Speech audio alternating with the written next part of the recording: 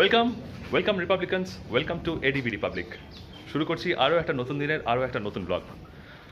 ভিডিওর শুরুতেই আগে ক্ষমা চেয়ে নিচ্ছি আপনাদের সবার কাছ থেকে, কারণ গত বেশ কয়েকদিন অন্তত 2 সপ্তাহ আমি কোনো রকম ভিডিও দিতে পারিনি।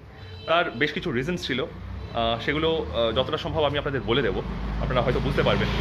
আর ইতিমধ্যে বেশ কিছু ঘটনা ঘটেও গিয়েছে। আর আমার আরও একটা চ্যানেল আমাদের শুরু করেছি, আপনাদের সেই চ্যানেলের লিঙ্কটাও দিয়ে দেবো। সেই চ্যানেলটা অবশ্য পশু পাখি সংক্রান্ত, বা আমাদের যে বাড়িতে আমরা চার পেয়ে পোষ্য সন্তান তাদের রাখি, তাদেরকে নিয়ে, তাদের জন্যই সেই চ্যানেলটা করা। আপনারা যারা আমাদের এডিবি রিপাবলিকের সদস্য, তাদের মধ্যে যারা পশুপ্রেমী বা যাদের বাড়িতেও পোষ্য সন্তান আছে, চার পেয়ে বা কোনো পাখি বা মাছ, যা কিছু পোষ্য সন্তান যদি থাকে, তাহলে আপনারা দেখতে পারেন। এবং যদি নাও থাকে, যদি তাদের ভালোবাসেন, তাহলেও তারা সেই চ্যানেলটা দেখতে পারেন এবং সাবস্ক্রাইব করে নিতে পারেন। কারণ বেশ কিছু খুব ইম্পর্টেন্ট বিষয় নিয়ে আমরা সেখানে ভিডিও দিচ্ছি, এখনও দিচ্ছি, এবং সেই কারণেও খানিকটা দেরি হয়েছে এই চ্যানেলে ভিডিও দিতে। যাই হোক, আর কথা বাড়াচ্ছি না, শুরু করি আজকের ভিডিও। সঙ্গে থাকুন আর দেখতে থাকুন আজকে আমরা কোথায় কোথায় যাই এবং কি কি কাজ করি, এবং কত তাড়াতাড়ি আমরা ফের বাড়িতে ফিরে এসে আমাদের বাচ্চাগুলোর সাথে সময় কাটাতে পারি। তাহলে দেখতে থাকুন আর সঙ্গে রাখুন এডিবি রিপাবলিক। ওয়েলকাম রিপাবলিকানস, আপনাদের আরও একবার ওয়েলকাম জানাই মোটো ব্লগিং সেট আপে। আপাতত আমরা ইএম বাইপাসে উঠে গিয়েছি, আর আমরা এখন যাচ্ছি লেক মার্কেটের দিকে। কারণ আমাদের যে চার পেয়ে সন্তানরা রয়েছে, তাদের ভ্যাকসিনেশনের ডেট এসে গিয়েছে এবং আজকেই সেই ভ্যাকসিনেশন করা হবে। ভ্যাকসিনেশনেরও আপনারা সেই ভিডিও পেয়ে যাবেন। সেই ভিডিওটা আপনারা পাবেন লিভিং আনলিস্ট চ্যানেলে, যে চ্যানেলটার ব্যাপারে ভিডিওর শুরুতে আমি আপনাদের জানিয়েছি। এই চ্যানেলের লিঙ্ক আমি এই ভিডিও ডেসক্রিপশনে দিয়ে দেবো। আপনারা ইচ্ছে হলে বা ভালো লাগলে বা এমনিও চ্যানেলটা সাবস্ক্রাইব করে রাখতে পারেন। আশা করি আপনাদের ভালোই লাগবে সেই চ্যানেলের ভিডিওগুলো। তো আজকে ওদের ভ্যাকসিনেশন হবে। এর মধ্যে হার্লি আর উইলির অ্যান্টি র্যাবিস ভ্যাকসিন আগেই হয়ে গিয়েছে, সেটা আমি নিজেই করে দিয়েছিলাম। বাকি যে কম্বাইন্ড ভ্যাকসিনেশনসগুলো বাকি আছে, সেগুলো আজকে হয়ে যাবে। পেট্রোল নেওয়া চলছে। কাকতালীয়ভাবে আমার মোটর সাইকেলও 180 সিসির, এবং এখন আমি পেট্রোলও নিলাম, দেখতে পাচ্ছেন কিনা জানি না, 180 টাকার।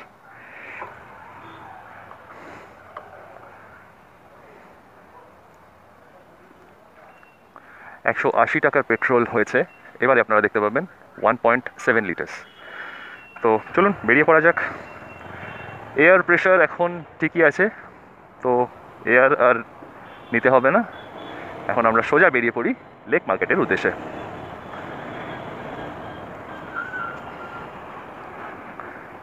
এই রাস্তাটা হচ্ছে টালিগঞ্জ ফাঁড়ি কানেক্টর, যেটা অভিষিক্তার মোড় থেকে লেফট টার্ন নিতে হয় if we are heading towards Ruby.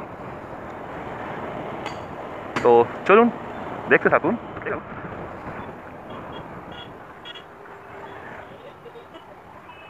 দেখবেন অনেক সময় পাড়ার মধ্যে যারা বাইক চালান, টুকটাক দোকানে যান বা এদিক ওদিক যাওয়ার জন্য মোটরসাইকেল বা স্কুটার ইউজ করেন, তারা অনেক সময় হেলমেট পরেন না। এখন বিষয়টা কিন্তু দুদিক থেকেই অনেকটা যুক্তিগ্রাহ্য। কারণ মোটরসাইকেল বা স্কুটার বা যে কোনো রকম 2 চাকা বিশিষ্ট যান চালানোর সময় গতিশীল যানবাহনের কথা বলছি, সময় কিন্তু মিনিমাম সেফটি মেজারমেন্ট হিসেবে হেলমেটটা পরে নেওয়া আমাদের একান্ত আবশ্যক বা উচিত। কিন্তু এটাও ঠিক, ধরুন পাড়ার মধ্যেই এক জায়গা থেকে আরেক জায়গায় যাবেন, বা দোকান যাবেন, বা টুকটাক বাড়ির সামনের বাজার থেকে আপনি বাজার করে আসবেন, সেই ক্ষেত্রে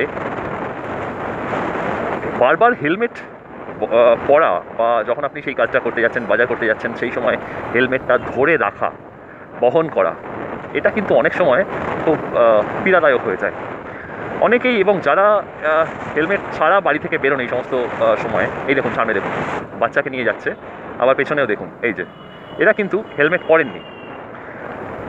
লোকালিটিতেই এরা ঘোরাফেরা করছেন। ইনফ্যাক্ট বাচ্চাকে নিয়েও আমি কখনোই এটা রেকমেন্ডেড নয় যে হেলমেট ছাড়া আপনি ঘোরাফেরা করছেন, কিন্তু এটাও একেবারে ফেলে দেওয়া যায় না যে এইখান থেকে পাড়ার মধ্যে যাচ্ছি সামনে, কাহা তো কার হেলমেট বহন করা যায়। এবার এই ডিসিশনটা আমি আপনাদের ওপরেই ছাড়ছি, আপনারা কি করবেন। কারণ আমি যখনই যাই তখন হেলমেট পরেই যাই। এই চলে এলাম আমরা সাপুইপাড়া ক্রসিং আমরা ক্রস করে গেলাম। তো এই বিষয়টা আপনারা কি মনে করেন, আপনারা কমেন্ট বক্সে জানাবেন যে লোকালিটিতে মোটরসাইকেল বা স্কুটার বা কিছু চালানোর সময় হেলমেট আপনারা ইউজ করেন কি করেন না, বা যদি না করেন তাহলে কেন করেন না বা কী ভেবে করেন না জানাবেন। সিগন্যাল খুলে গেছে দেখতে পাচ্ছেন। চলুন আমরা এবার এগোই আমাদের। ও হো, এক্ষুনি একটি কাক, দাঁড়া তুমি দাঁড়া। একটি কাকের বাচ্চা দেখুন রাস্তায় হাঁটছে, রাস্তার মাঝখানে চলে এসছে, গাড়ির মাঝখান দিয়ে চলে গিয়েছে। ওকে একটু আমরা সাইড করে দেবো। যা বাবা যা ওদিকে যা। হ্যাঁ দেখুন ও এখন সাইডে আছে, ঠিক আছে, রাস্তার মাঝখানে চলে গিয়েছিল একেবারে। এ দেখুন ওর বাবা মারা সব ঘোরাঘুরি করছে ওর প্রোটেকশনের জন্য। ঠিক আছে, ওকে একটা সেফ জায়গায় পৌঁছে দেওয়া গেল। যদিও জানি না, হয়তো আবার ও চলে আসতেই পারে রাস্তার মাঝখানে।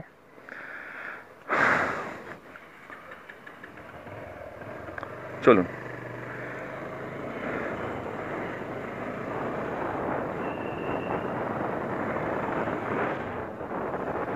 এভাবেই যতটা পারবেন অবলা পশু পাখিগুলোকে বাঁচানোর চেষ্টা করবেন। এটা আমরা নিজেদের মহানতা প্রচার করার জন্য বলছি না, কখনোই নয়। এটা বলছি আপনারা আমাদের অস্তিত্ব টিকিয়ে রাখার একটা বিশাল বড় প্রশ্নচিহ্নের জন্য। কারণ আমরা যদি এই অবলাগুলোকে সঠিকভাবে বাঁচিয়ে না রাখতে পারি, রক্ষা না করতে পারি, আমরা কিন্তু মানুষ হিসেবেও আমাদের অস্তিত্ব হারাবো এই পৃথিবীর বুক থেকে। বলতেই আমরা এসে গেলাম ট্রায়াঙ্গুলার পার্কের ক্রসিংয়ের সামনে। সিগন্যাল দিয়ে দিয়েছে, দেখা যাচ্ছে আমরা চলে যেতে পারি। আমরা পৌঁছে গেলাম পূর্ণদাস রোড থেকে রাসবিহারী অ্যাভিনিউতে। এই যে দেখছেন ট্রাম লাইন।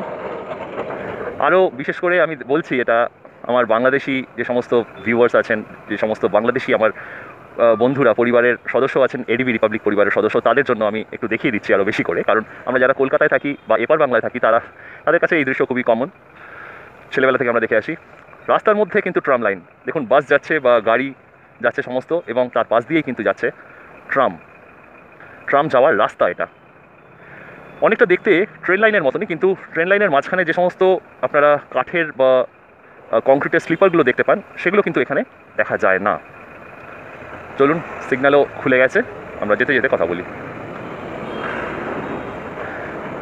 দেখুন এই যে ট্রাম লাইন এবং রাস্তা একসঙ্গে, ট্রাম এবং গাড়ি একসঙ্গে যাচ্ছে বা যায়, এটা কিন্তু খুব পৃথিবীর খুব হাতে গোনা কয়েকটি শহরেই দেখা যায়, তার মধ্যে কলকাতা অন্যতম। কলকাতা ট্রাম হচ্ছে একটা ঐতিহ্যবাহী যানবাহন, পাবলিক ট্রান্সপোর্ট, যেটা এখন হেরিটেজে রূপান্তরিত হয়েছে। ব্রিটিশ আমল থেকে চলে আসছে এই ট্রাম। প্রথম চলতো ঘোড়ায় টানা, তারপরে যান্ত্রিকভাবে।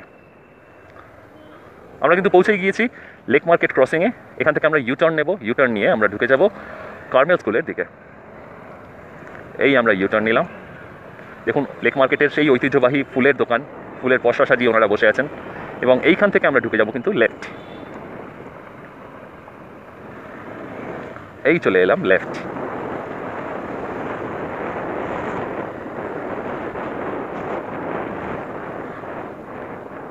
আর এই আমরা চলে এলাম Balaji dispensary, Balaji medical stores. দেখতে পাচ্ছেন সব 4 পেয়ে বন্ধুদের আমাদের মেডিসিনস পাওয়া যায়।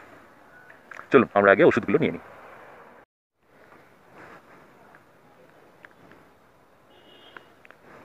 পেয়েছো? হ্যাঁ, নবী প্যাকেট তো? হ্যাঁ এটাই।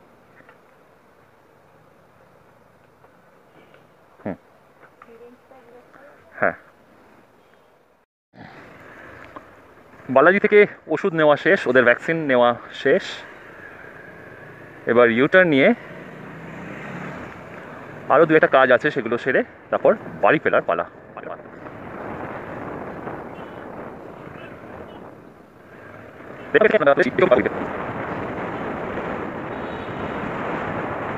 দেশপ্রিয় পার্ক ক্রসিং ধরে আমরা সোজা বেরিয়ে যাব ট্রায়াঙ্গুলার পার্ক হয়ে গড়িয়াহাটের দিকে। যদিও ট্রায়াঙ্গুলার পার্ক দিয়েও আমরা টার্ন নিয়ে নিতে পারি রাইট হ্যান্ড সাইডে, কারণ ওখান দিয়ে ফের ঢাকুরিয়া হয়ে আমরা বেরিয়ে যেতে পারবো বাড়ির দিকে। আমাদের বাঁদিকে দেখুন, এটা হচ্ছে দেশপ্রিয় পার্কের মাঠ, যে মাঠে একসময় প্রচুর খেলাধুলো করেছি এবং খুব বড় দুর্গাপুজো হয় এই মাঠে। তার প্যান্ডেল এখনই দেখলাম শুরু হয়ে গিয়েছে। আচ্ছা, এখানে বিরিয়ানি পাওয়া যায়, ভীষণ ভালো নাম করা। খাবে খাবে? চলো। যেতে যেতেই হঠাৎ করে চোখে পড়লো এমন একটি পথের বিরিয়ানির দোকান, যেটি পথে হলে হবে কি মারাত্মক ফেমাস। অনেকবার শুনেছি, কলকাতার ফুড ব্লগারদের অনেক ব্লগে আমরা এই বিরিয়ানির দোকানটি দেখতে পেয়েছি বা তার পোস্ট দেখেছি। আজকে হঠাৎ করে যেতে যেতে দেখাতে চলুন, মনে হলো একবার টেস্ট করে যাই। চলুন দেখা যাক। হ্যাঁ, দেখুন বিরিয়ানি নেওয়ার জন্য কিন্তু লাইন পড়ে গিয়েছে, দেখতেই পাচ্ছেন থরে থরে বিরিয়ানি সাজানো। আর এখানেও দেখুন কত মানুষ বসে আছে আরও বিরিয়ানি নেওয়ার জন্য। মাটন বিরিয়ানি দেওয়া হচ্ছে।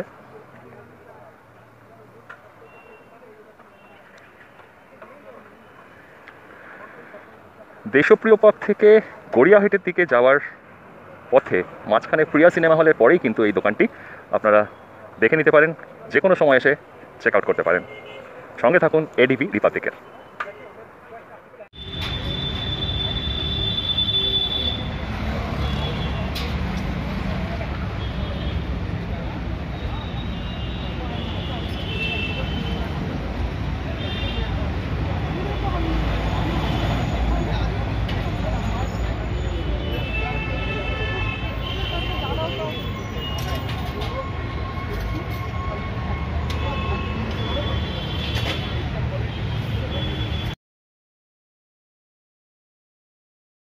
ভ্যাকসিনগুলো কিনে নেওয়ার পরে আরও কিছু কাজ বাকি ছিল গড়িয়াহাটে, তো সেগুলো এবার সেরে নিচ্ছি। আর বিরিয়ানিটাকে বেশ পেটটা ভরে উঠেছে, বেশ হাইডাই হাইডাই লাগছে। আর ভালো ছিল, ব্যাপক ছিল বিরিয়ানিটা, no doubt very light biryani. যদিও বিরিয়ানি খাবারটা ইটসেলফ খুব ভারী খাবার হয়, মোগলাই খাবার, কিন্তু আমাদের বাঙালিদের তো হজমের সমস্যা বরাবরেরই থাকে, ম্যাক্সিমামেরই, সবার বলবো না, কিন্তু তাই অনেক সময় আমরা লাইট বিরিয়ানি খুঁজি। যদিও আমি ভারী বিরিয়ানিরই ভক্ত, কিন্তু লাইট বিরিয়ানিটা আজকে খুব একটা খারাপ লাগলো না, যথেষ্ট ভালো লেগেছে। যাই হোক, গড়িয়াহাটে এই কাজগুলো সেরে নিয়ে এবার বাড়ির দিকে ফেরা, কারণ ভ্যাকসিনগুলো ব্যাগে আছে বরফের মধ্যে মোড়া। বরফগুলো যাতে গলার আগেই আমরা বাড়ি পৌঁছে যেতে পারি এবং ফ্রিজে, ডিপ ফ্রিজে ভ্যাকসিনগুলো ঢুকিয়ে দিতে পারি, সেই জন্য আমাদের তাড়াতাড়ি বেরিয়ে পড়তে হবে এখান থেকে। চলুন বেরিয়ে পড়ি। আর খুব সম্ভবত বাড়িতে গিয়ে আপনাদের সঙ্গে কথা হচ্ছে, কারণ ইতিমধ্যেই মেঘ আরও বেশি ঘনিয়ে এসেছে, বৃষ্টি নেমে যেতে পারে যখন তখন। তাই আর দেরি করছি না, বাড়ি গিয়ে আপনাদের সঙ্গে দেখা হচ্ছে। চলুন। তো যেমনটা আপনাদের বলেছিলাম, গতকাল বাড়ি ফেরার পথে নামে তুমুল বৃষ্টি, ভিজে এক সা হয়ে বাড়ি ফিরেছিলাম। তাই কালকে আর ভিডিওটা শেষ করা হয়নি, আজকে শেষ করছি ভিডিওটা। ভিডিওতে যদি কিছু ভালো লেগে থাকে তাহলে লাইক বাটনটা ক্লিক করে দেবেন, এবং যদি এই চ্যানেলে নতুন হন তাহলে সাবস্ক্রাইব বাটনটা ক্লিক করে হয়ে যাবেন এডিবি রিপাবলিক পরিবারের নতুন সদস্য। আর দেখুন, আমার সঙ্গে হার্লিও জানলায় দাঁড়িয়ে বাইরে দৃশ্য দেখছে। তাহলে আর কি, ভালো থাকবেন, ভালো রাখবেন, আর সঙ্গে থাকবেন এডিবি রিপাবলিকের।